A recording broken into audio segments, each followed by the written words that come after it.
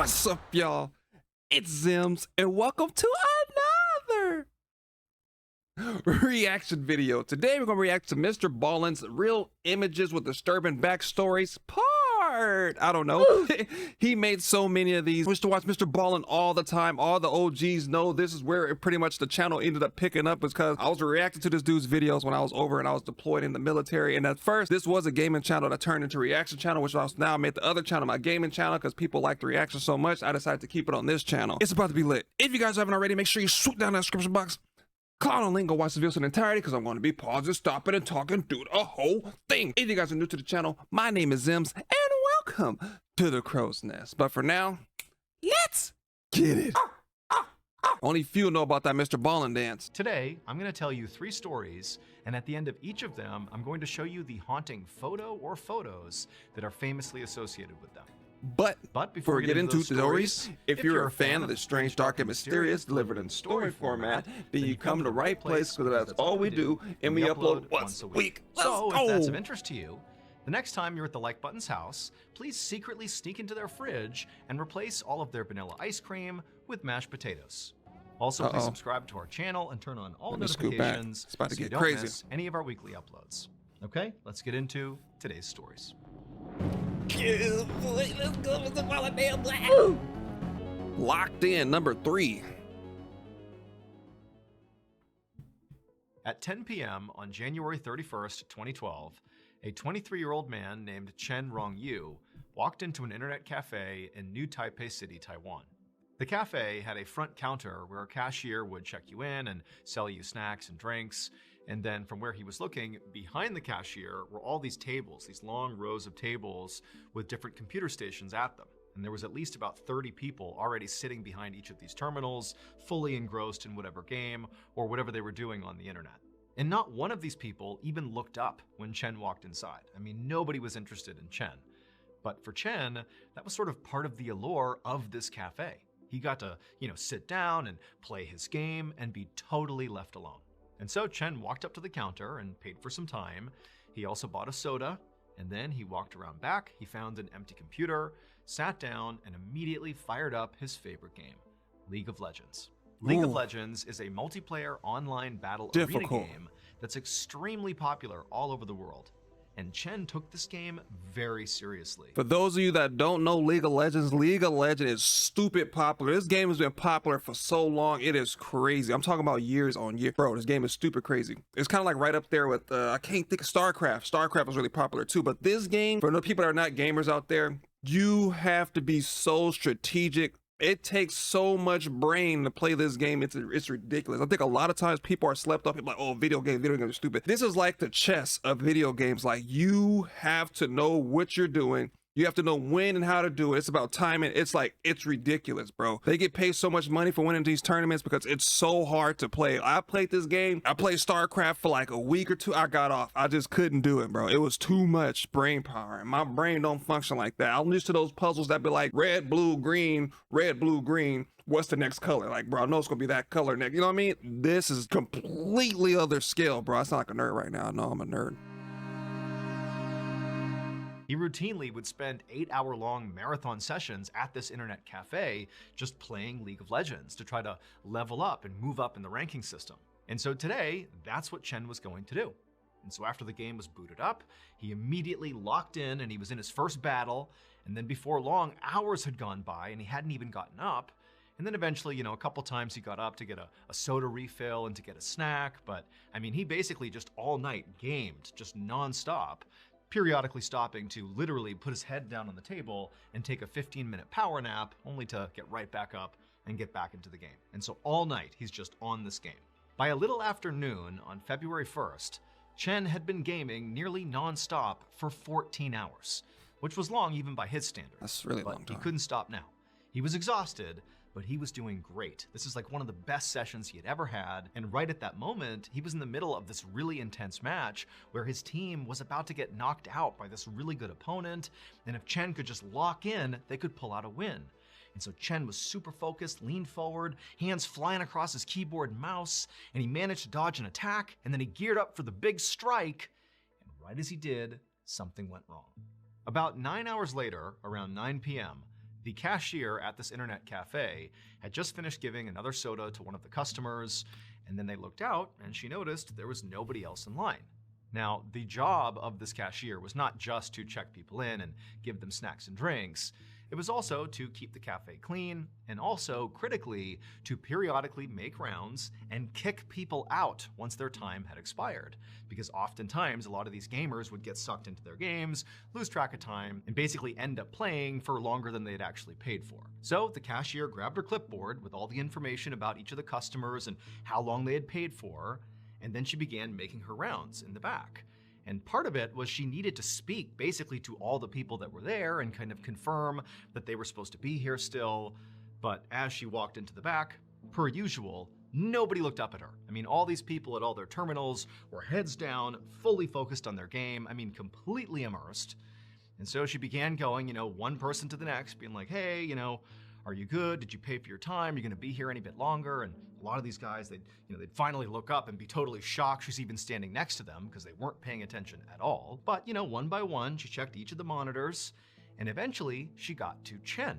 And when she got to Chen, Chen was focused on this game entirely, to the point where when she said, hey, your time is up. You've been here for 24 hours. You paid for, 8 or 9 or whatever it was.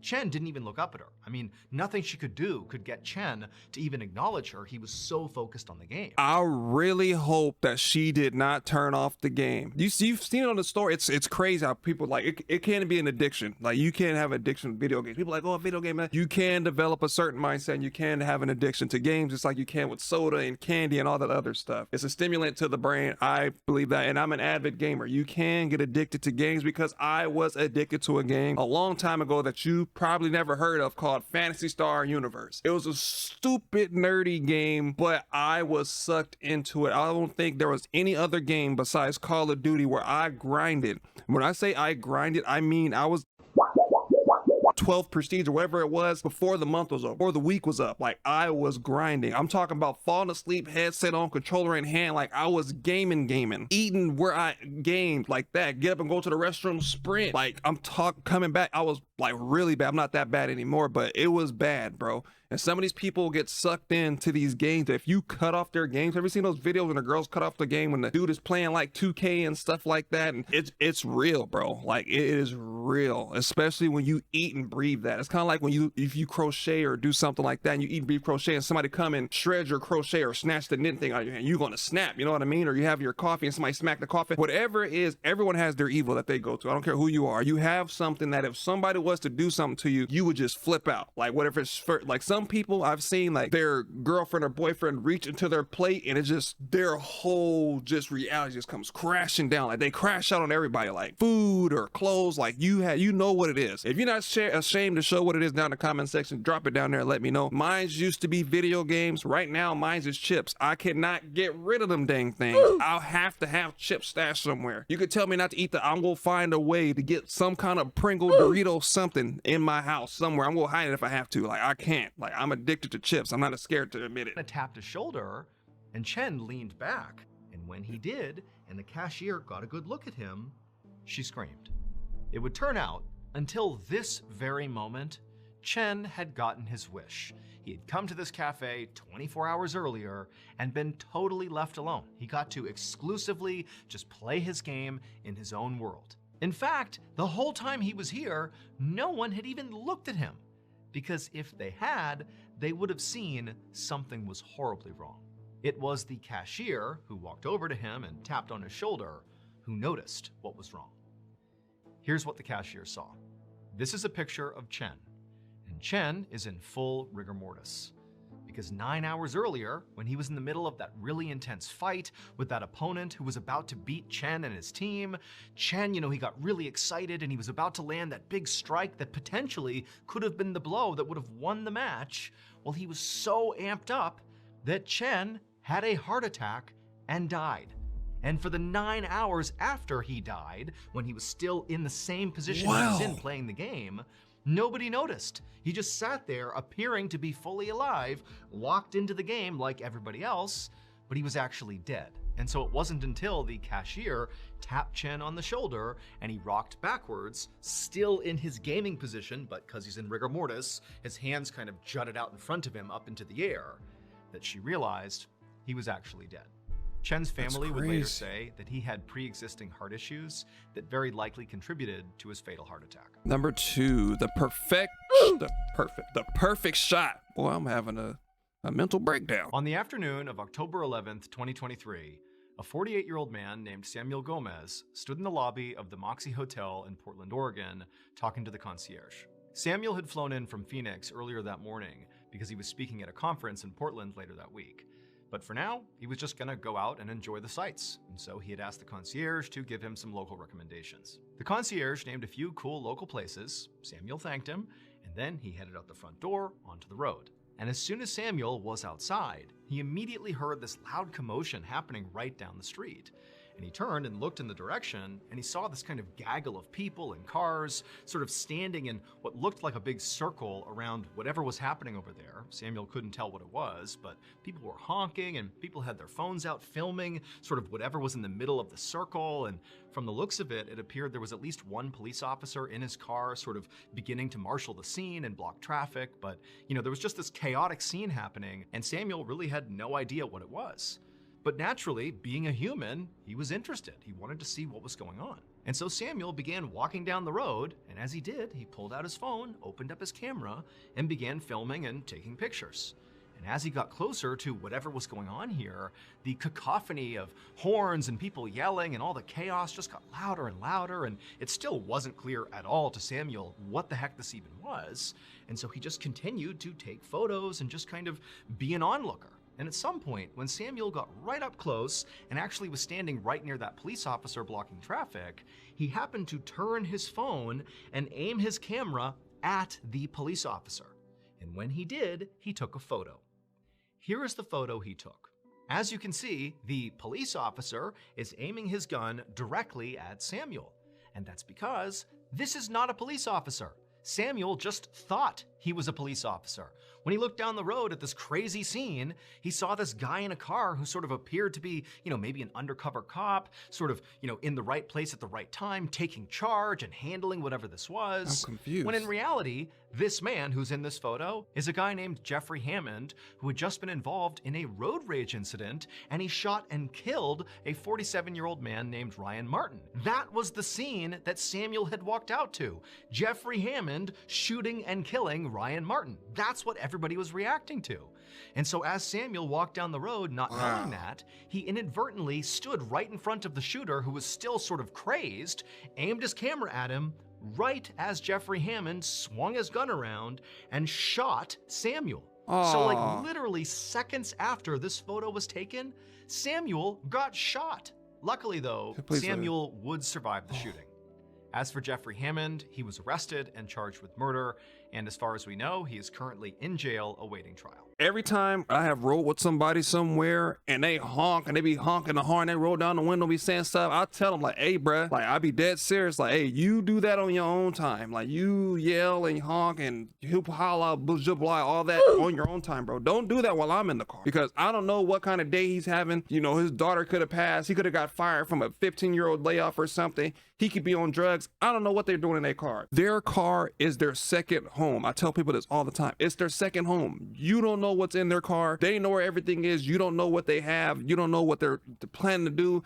You just don't know. Why even honk your horn? Is it really going to hurt you that much to wait 2 or 3 minutes to get to your destination? Is it really worth it? Is it worth your life? You know what I mean? Not really. It's really not. I'll literally sit behind that car until they move, or go around it. Like if the light turn green, they take a little bit to take off, I get in the next lane and go around them. I'm not about to be like, land on the horn, come on, move, get out of the way. Like I'm not doing that. I would never do that. Why do people do it? I don't know. I get it. You should be paying attention while you're driving. That's what you should be doing. You should be focused on the road at all times. But again, like I tell you, you never know if somebody could be having a medical emergency. You never know if it's their first time driving. You just never know if they're just having a bad day and they're looking to take it out on somebody, because you see it all the time. When someone's mad, they got to look at somebody and they need someone to take it out on. I'm not going to be that person. So I tell people politely, like, hey bro, if you can, just keep it to a minimum. If you feel that way, keep the windows up and yell, inside the car, but don't be honking and beeping and throwing stuff at people's cars and stuff, because I'm telling you, it never ends well.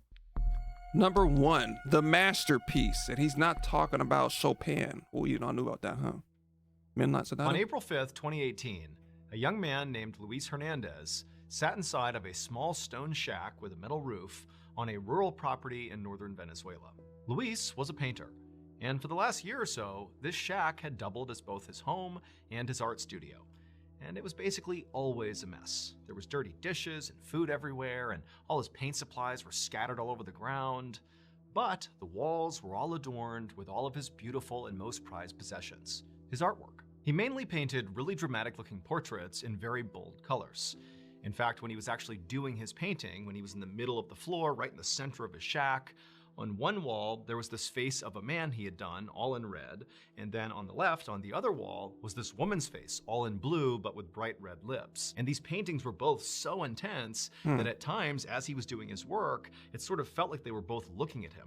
But on this particular day, as Luis sat in the middle of his shack, working on his latest project, he put that weird thought out of his mind that, his paintings were watching him, and just focused instead on getting this done. He had one more beautiful portrait he was working on, and he took his paintbrush and he dipped it in the black ink, and he put the finishing touches on it. And when this portrait was done, Luis kind of sat back and took it all in, and he couldn't help but feel a bit emotional. Because this project, it was different than any other he had ever done. He wasn't doing it for fun, he wasn't doing it for pay. He was doing it as a way to cope with a big crisis in his life. So this shack where Luis worked and lived, and also the rural property that it sat on, belonged to Luis's boyfriend, Lisandro Rosales Garcia. Lisandro and Luis had met about a year earlier when Luis was really down on his luck and was actually homeless, living out on the streets. But Lisandro had seen Luis and offered to let him come live in this shack on his property, which was out in the middle of nowhere. And Luis, who's got no other options, is like, awesome, yes, I'd love to do that. And so he moves out into the shack, and pretty quickly after moving in, Luis and Lisandro, they formed a more romantic relationship, and Luis was so happy. He felt like Lisandro was the one person who really understood him and truly supported his art. But then, about 2 months ago, Lisandro had just gone missing. The police were looking into it, but so far, Luis had not gotten any updates. And so Luis was handling this huge gap in his life now, the only way he knew how to, which was with his art. And so this latest project he had just finished was sort of like a tribute to his missing boyfriend. But as Luis put his brush down and stood up to admire his work, he suddenly heard voices from outside. Now this was highly unusual because this property really was very remote. I mean, the only time Luis or Lisandro would see people here was if they invited them. And Luis had not invited anyone. But before Luis could even react to, these strangers on his property, those people outside began pounding on Luis's front door. And so Luis, he opened up the door, and standing there were all these police officers. And Luis's first reaction was, oh, they must be here to give me some updates about Lisandro's disappearance. But these police officers, they didn't give an update. Instead, they just pushed past Luis into the art studio and began scooping up all his paints and paintbrushes. And then at some point, one of the officers actually looked down and saw the final project that Luis had been working on, his tribute to his missing boyfriend. And when the officer saw that painting, he turned around, ran outside, and vomited. Here is a picture of that tribute. Now, at first glance, this piece of art is totally unremarkable. What am I looking at? Am I tripping right now? Maybe the red is blood? Possibly? It appears to be some sort of stained glass with green leaves and some blue and red flowers. But when you consider the types of supplies that Luis used to make this particular piece of art, you'll realize how horrifying this image actually is, and it's what caused that officer to vomit. It would turn out Luis was not just a painter. He was also a serial killer. And what he would do is after he killed his victims, he would use their blood, their ashes, and their other body parts to paint all of his paintings. Now, at first, Luis and Lisandro were actually a happy couple. However, at some point in February of 2018, they got into some kind of fight, and Luis killed Lisandro and quickly began using his body parts to create this tribute to his boyfriend. If you look again at the tribute painting, All the red that is used is Lissandro's blood, and all the black that's used is Lissandro's ashes. All told, police would find the remains of at least 6 people on that property. They also found evidence that Luis was not just using their body parts to make art, he was also cannibalizing his victims. Luis was arrested and made a full confession.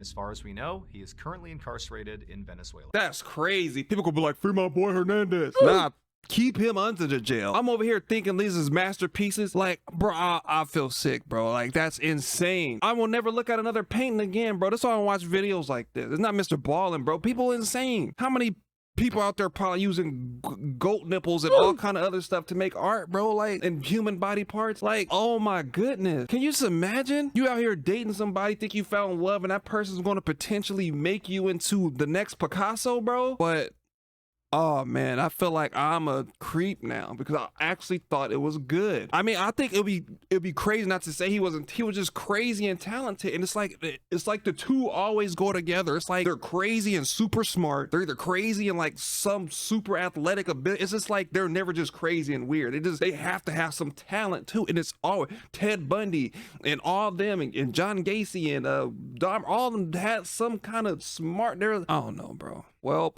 happy Easter. If you haven't already, make sure you swoop down to the description box, click on the link, go watch this video in entirety, because I was pausing, stopping, and talking through the whole thing. If you guys are new to the channel, my name is Zems, and welcome to the Crow's Nest. Again, God bless you guys. Make sure you take what I say into consideration as far as the road rage and just being aware of your surroundings, and just make sure, it's easier said than done, but just make sure you're doing your best to analyze who and where you're hanging around these people, because you just never know their intentions. Again, thank you guys for watching, and I'll see you guys next time.